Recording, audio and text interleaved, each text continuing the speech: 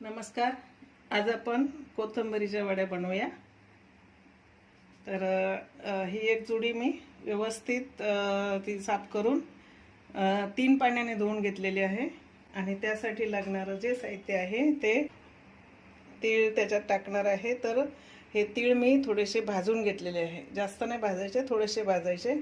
आणि त्यासाठी आपल्याला ही ओल्या नारळाची वाटी घेतली आणि या 6 मिरच्या आहेत, तिखट मिरच्या, चवीपुरतं मीठ आहे, जिरे थोडेसे म्हणजे छोटे 2 चमचे, आणि अंदाजे लसूण घेतला, कमी जास्त तुम्ही करू शकता.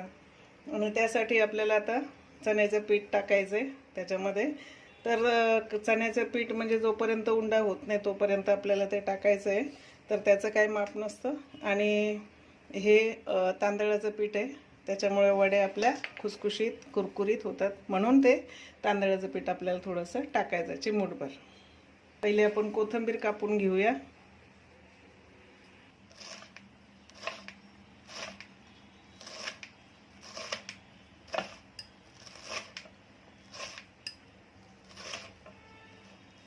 अशा प्रकारे एकदम बारीक कापायची कोथिंबीर.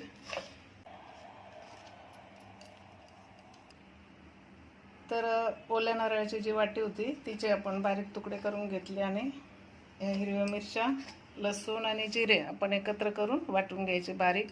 तर आपण व्यवस्थित हे मसाला फाईन एकदम पेस्ट करून घेतलेली आहे.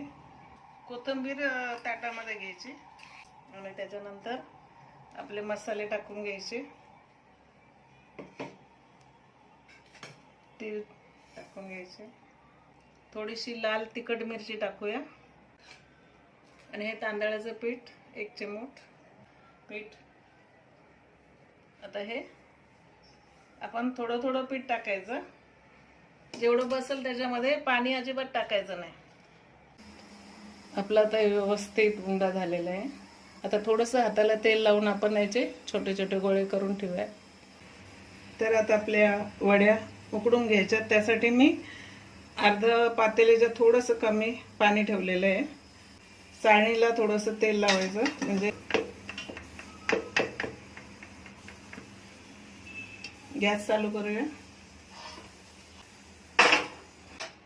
गॅस बंद करूया. आपल्या वड्या झालेल्या आहेत आणि हे बघा अशा क्रॅक झाल्या आहेत, म्हणजे भेगा पडल्यात त्या वड्यांना, म्हणजे त्या शिजल्यात व्यवस्थित. पण बरोबर 15 मिनिटात ह्या वड्या झालेल्या आहेत आपल्या. तेल आपण